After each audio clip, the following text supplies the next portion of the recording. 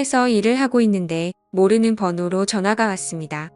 전화를 받자 처음 듣는 목소리의 남자가 저보고 아내의 이름을 들먹이며 얘기했습니다. 나 미진이 사랑하는 사람입니다. 미진이와 만나기 시작한 지 3년째고 우리는 서로 사랑하고 있습니다. 그런데 미진이가 마음이 약해서 차마 가정을 버리지 못하네요. 이 정도 만나면 남편 되는 사람이 알아서 눈치채고 물러날 줄 알았는데 어쩜 이리 모르고 사는 겁니까? 눈치가 없는 겁니까? 자기 아내한테 관심이 없는 겁니까? 어떻게 자기 아내가 매주 다른 남자를 만나고 오는데 3년이 돼도 모르고 있어요? 저는 일하다 말고 이게 뭔가 싶었습니다. 아내한테 애인이 있다니요? 그것도 3년이나 만난 애인이 있다니 아무리 생각해도 너무 말도 안 되는 소리다 했지요.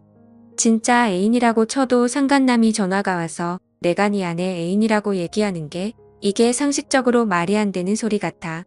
순간 이거 신종 사기 전화구나 했습니다. 개인정보 빼가서 내 전화기에 있는 가족들 전화번호로 내 가족인 척 친척인 척하는 사기 전화가 많다고 하더니 이것도 그 비슷한 종류의 스팸이라고 생각했던 거지요. 그래서 저는 야, 너 뭐야? 너 보이스피싱이지? 했더니 그 남자가 아주 신경 거슬리게 웃더니 전화를 끊어버렸습니다. 저는 기분이 아주 찝찝하고 더러웠지만 그냥 그렇게 끊는 걸 보니 스팸이 맞나 보다 생각하고 털어버렸습니다. 그리고 그날 저녁 아내한테 가서 당신 애인 있어? 당신 애인이 전화 왔던데? 나 미진이 애인이라고 했더니 아내가 그게 무슨 말이야? 무슨 말도 안 되는 소리야 했습니다. 그래서 제가 당신이 그렇게 얘기할 줄 알았어. 나도 똑같이 얘기했어. 무슨 말도 안 되는 소리냐고 내가 보이스피싱이지 하니까 웃으면서 전화를 끊어버리대. 요즘 스팸 무서워 내 개인정보는 대체 어디서 빼가서 사기를 치는 거야. 정신 바짝 차리고 살아야 돼 했더니 그러니까 모르는 전화 받지 마. 요즘은 전화만 잘 못 받아도 개인정보 다 빼간다잖아.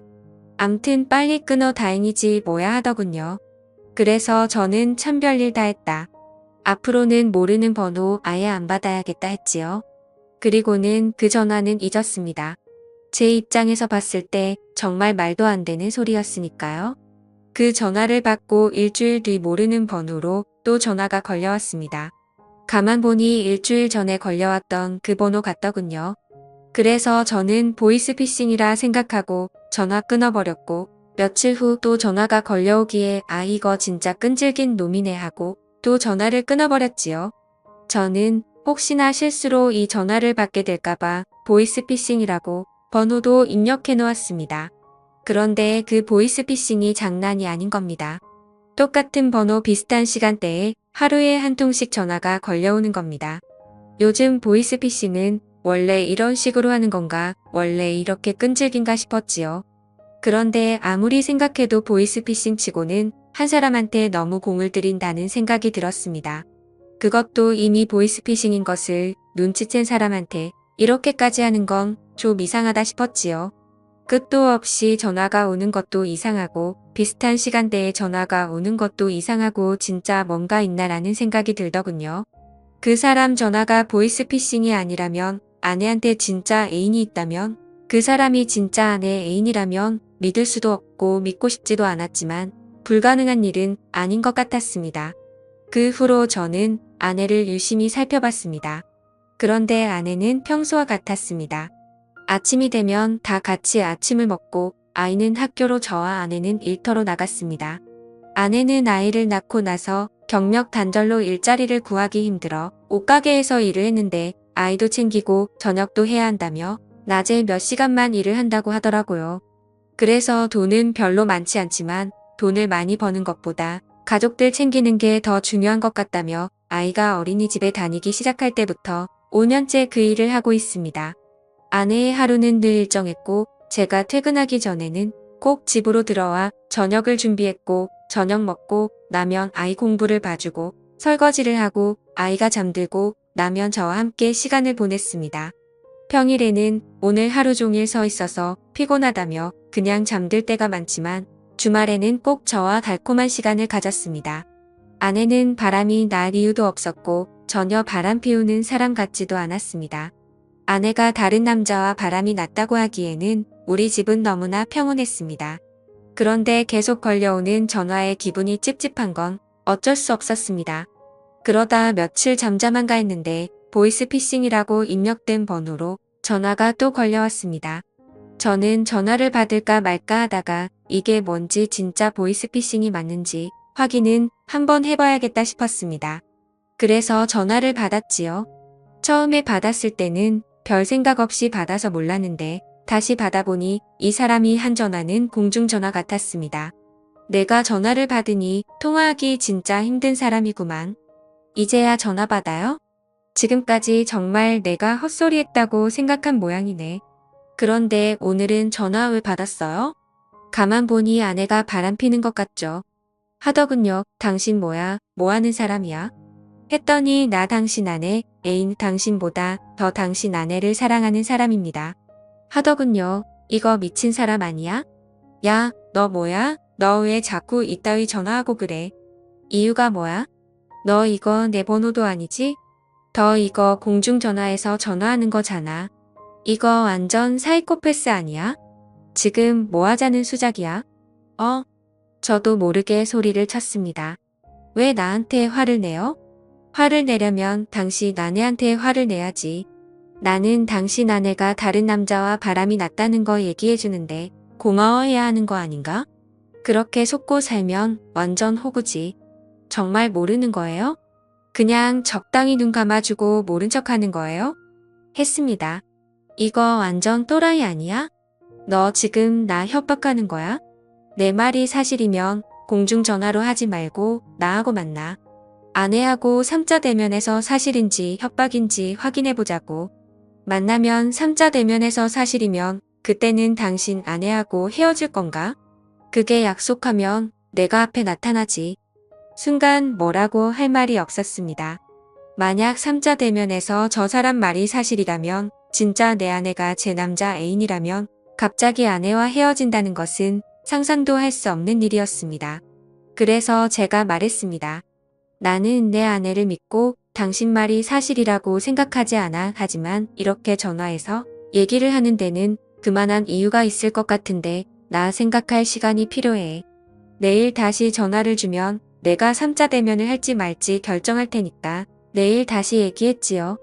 저는 이름도 얼굴도 전화번호도 모르는 그 남자 때문에 머리가 터질 것 같았습니다.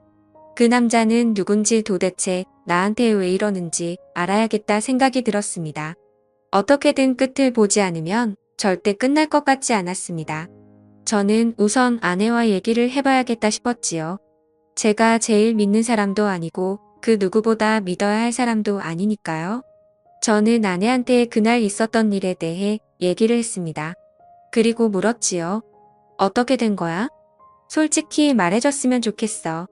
당신한테 진짜 애인이 있는 거야? 만난 지 3년이나 됐다는데 지금까지 날 속이고 남자를 만났던 거야? 그랬더니 아내는 아니야. 애인이라니 무슨 말도 안 되는 소리야. 내가 왜 애인이 필요해? 내가 무슨 애인이 있다고 그래? 어떤 미친 인간이 그런 얘기를 한 건지 모르겠는데 이름도 모르고 얼굴도 모르는 사람 얘기를 믿겠다는 거야? 나를 믿어야지. 나 정말 그런 거 없어. 그래 나도 당신을 믿어. 그런데 그 사람이 그러는 데는 이유가 있을 거잖아.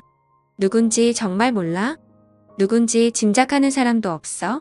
물었더니 아내 눈빛이 살짝 흔들리는 것 같았습니다. 그래도 아내는 그 남자에 대해서는 입을 열지 않았습니다. 그럼 나 한 가지 부탁이 있어. 당신 전화기 한번 보자. 문자, 사진, 통화, 내역 모두 다 보여 주면 당신 말 믿을게. 그랬더니 아내는 바로 전화기를 열어서 보라고. 도대체 뭐가 있냐고 이래도 나를 못 믿겠냐고 했습니다. 정말 아내의 전화기에는 다른 남자와 찍은 사진 한 장도 없고 낯선 전화번호도 없었습니다. 문자도 전화도 저랑 가족들 외에 특별히 연락을 주고받은 흔적도 없었습니다.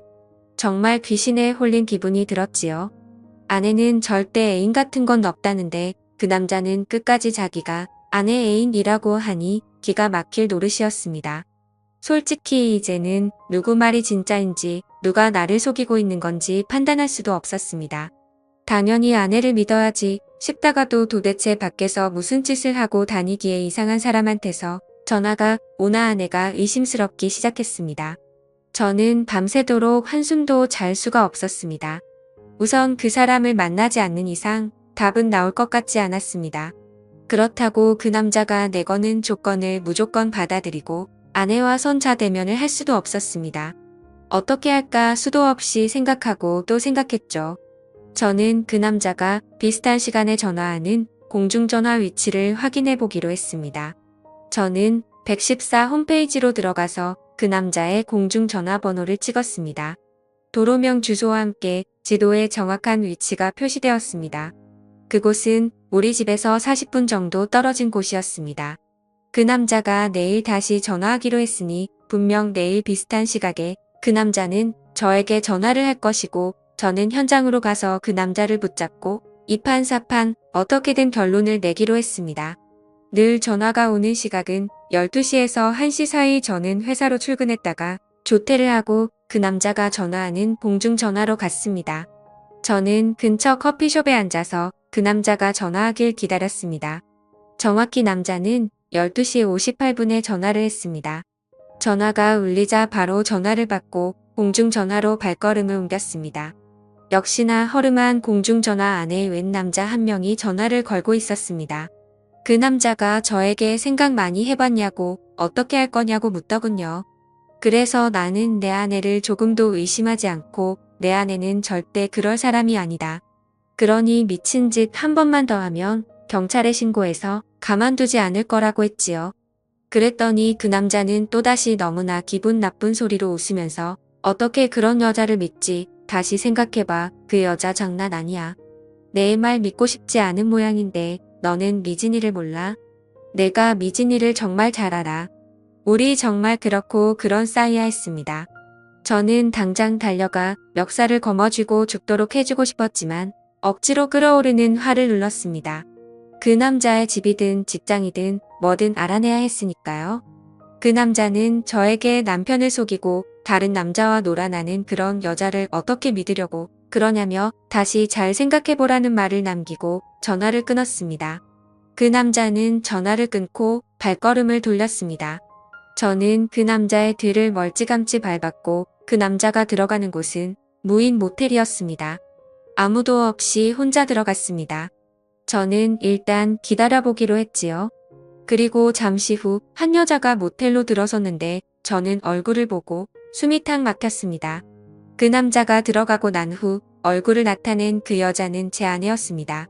저는 이 상황을 믿을 수 없었습니다. 이렇게 되면 그 남자의 말이 모두 사실인 셈이었지요. 하지만 끝까지 아내는 아니라고 했고 자기 말을 믿어달라고 했고 저는 아내를 믿었습니다. 그런데 어떻게 이런 일이 있을 수 있는지 눈으로 보고도 믿을 수 없었습니다. 저는 무조건 아내 뒤를 따라갔습니다. 아내는 제가 있는지 없는지 전혀 눈치도 채지 못한 채 짧은 치마를 입고 높은 구두를 신고 걸어갔습니다. 그리고 아내는 방 번호를 확인하고 들어갔습니다. 아내가 방으로 들어서고 문이 닫히기 전에 저는 발로 문을 고정시키고 방문을 열어 젖혔습니다. 아내와 제 눈이 마주친 순간 죽은 사람이 살아 돌아오기라도 한 듯 아내는 소스라치게 놀라며 그 자리에 주저앉아 버렸습니다. 당신이 여기 어떻게? 아내는 차마 말을 잇지 못했고 그 남자는 올 것이 왔다는 듯 특히 당황하지 않았습니다. 저는 아내를 붙잡고 소리쳤습니다. 이게 어떻게 된 일이야? 아니라고 했잖아. 나 당신을 믿었어. 그런데 이게 뭐야? 지금 이 시간에 당신이 왜 여기 있어? 왜 여기 있냐고. 나한테 전화한 저놈이랑 왜 여기 있어? 진짜 저놈 애인이라도 되는 거야? 저놈 말이 다 맞아 그런 거야? 내가 미친 사람처럼 소리를 쳤다. 아내는 내가 묻는 말에는 대답하지 않고 저 인간이 전화했어. 당신한테 전화한 사람이 저 인간이야. 하더군요. 그랬더니 그 남자가 얘기했다고 말하더군요. 내가 전화했어. 우리 둘이 3년을 만났다고 우리 둘이 그렇고 그런 사이라고 했지. 다른 남자 품에 안기는 여자 왜 끼고 사냐고 헤어지라고 했어. 당신 남편과 나를 위해서. 그 남자 얘기가 끝나자 아내는 그 남자에게 다가가 있는 힘을 다해 그 남자 뺨을 3대에 후려쳤더군요. 이 안에서 있었던 일 절대 발설하지 않는다. 이게 이 세계의 룰 아니야. 그런데 너 왜 이래? 내 남편한테 왜 전화를 한 거야? 얘기해서 뭐 하게? 도대체 뭐 하자는 거야? 도대체 왜 그랬냐고 아내가 울고불고 소리쳤습니다. 자꾸 만나다 보니 내가 좋아져서 너를 사랑하게 돼서 그래서 다른 남자하고 공유하고 싶지 않아서 왜 그러면 안 돼? 그러니까 내가 이중생활 그만하라고 했잖아. 그만하고 그냥 나랑 살자고. 이 남편하고도 헤어지고 그냥 나랑 살자고 몇 번이나 말했어. 일 그만두면 내가 버는 이 돈 몇 배로 준다고 내가 얘기했잖아. 그 남자 말이 끝나기도 전에 아내는 그 남자 뺨을 한 대 더 올렸습니다. 나 아이가 있다고 몇 번을 말했어? 내가 비록 여기에 돈 벌러 나왔지만 가정은 깨고 싶지 않다고. 나는 내 남편도 사랑하고 내 아이도 사랑해. 그러니까 우리 사이는 여기까지라고. 돈을 받고 만나는 사이. 그 이상도 아니라고 했잖아. 그런데 왜 이래? 왜 이렇게까지 하는 건데? 내가 절대 안 된다고 했잖아. 그럼 나는 언제까지 너를 다른 남자들하고 공유해야 하는데? 왜 내 마음을 몰라주는 거야? 나 정말로 더 사랑해. 진짜 사랑한다고 둘이 대화하는 꼴을 보고 있자니 피가 거꾸로 솟는 것 같았습니다. 저는 모텔 안에 있는 TV 쓰레기통 탁자다 집어던져 버렸습니다. 아내는 그동안 돈을 받고 이딴 짓을 하고 있었던 겁니다. 저한테는 옷가게에서 일한다고 해놓고 아내는 이곳으로 출근을 했던 겁니다. 저 대단한 회사는 아니지만 중견 기업에 다니고 있고 한 달에 400만 원 정도 월급 받고 있습니다. 보너스, 휴가비, 교통비는 별도로 받고요.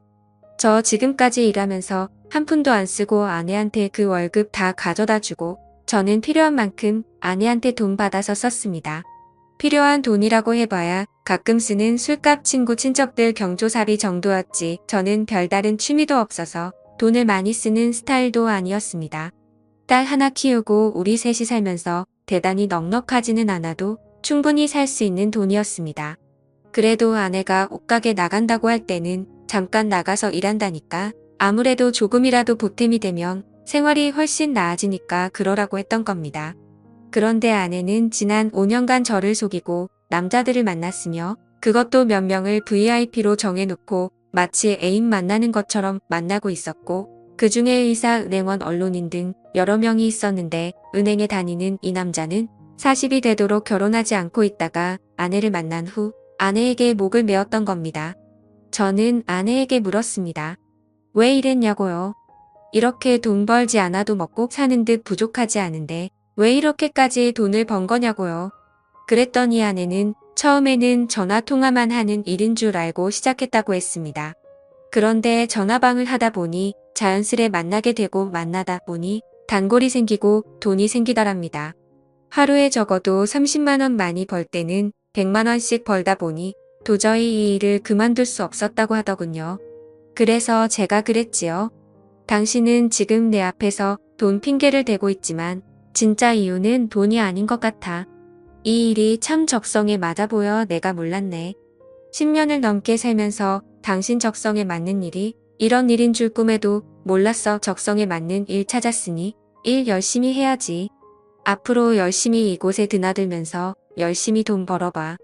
조금이라도 젊었을 때는 이렇게 돈 벌고 나이가 들면 또 다른 장소를 찾아 헤매면서 돈을 벌게 되겠지. 나는 여기까지고 내 딸하고 당신도 여기까지야. 그 더러운 짓으로 내 아이를 만들고 우리 가족을 위한답시고 음식을 만들지 마. 토할 것 같아. 그리고 당신이 연락하는 단골들 이름과 연락처 내놔. 안 그러면 당신 죽을 때까지 내 딸 얼굴 못 볼 줄 알아. 그렇게 아내는 저에게 세컨폰을 건넸고 아이에게는 죽을 때까지 비밀로 해달라고 했습니다. 그래도 딸 앞에 부끄러운 줄은 아는 모양이었습니다. 세컨폰을 보니 안내에 바깥 행적이 그대로 다 나타나 있었습니다.